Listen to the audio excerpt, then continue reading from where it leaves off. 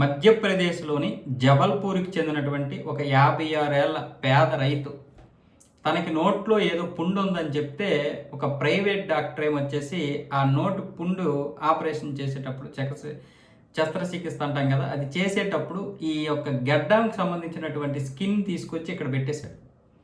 దానివల్ల ఆ 56 ఏళ్ల ముఖేష్ కుమార్ గారు తీవ్రంగా ఇబ్బందికి గురవుతున్నారు.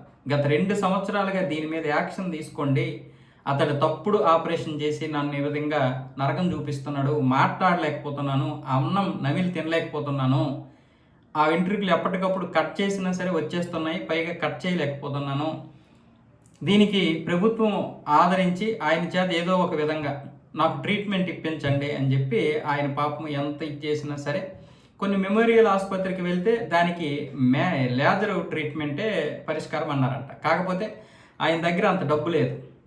ఇప్పుడు ఈ డాక్టర్కి ఫైన్ వేసి కనీసం ఈ ఆపరేషన్ చేయించండి అని చెప్పి పోలీస్ స్టేషన్ చుట్టూ తిరిగితే వినతి పత్రాలు తీసుకుంటున్నారు రాజకీయ నాయకులు, పోలీస్ స్టేషన్ వాళ్ళు, కానీ కంప్లైంట్ తీసుకోవడం లేదు. ఎందుకంటే ఆ డాక్టరు పేరున్నటువంటి డాక్టర్ అంట. దీనికి సంబంధించి ఇప్పుడు ఆయన 27 నెలలుగా తీవ్రంగా పోరాటం చేస్తున్నాడు. నోట్లో ఏదో ఒక చిన్న గుంతలాగా వచ్చింది, దాన్ని పోడ్చడం కోసం ఏమొచ్చేసి ఇక్కడ స్కిన్ వాడేశారు.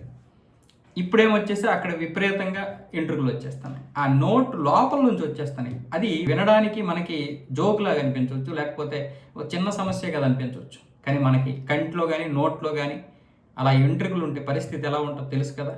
తినేటప్పుడు అలా ఎంట్రుకలు వస్తే ఎంత చండాలంగా ఉంటుంది, తినడానికే మనకి జుభుక్షకరంగా ఉంటుంది. ఇప్పుడు అలాంటిది ఇప్పుడు ఆయన నోట్లో ఎంట్రుకలు ఉండడం వల్ల తినలేకపోతున్నాడు. ఆయన ఒక వేదన, నాకంటూ బ్రతికే హక్కు లేదా అని ప్రశ్నిస్తున్నాడు ఇప్పుడు అతను.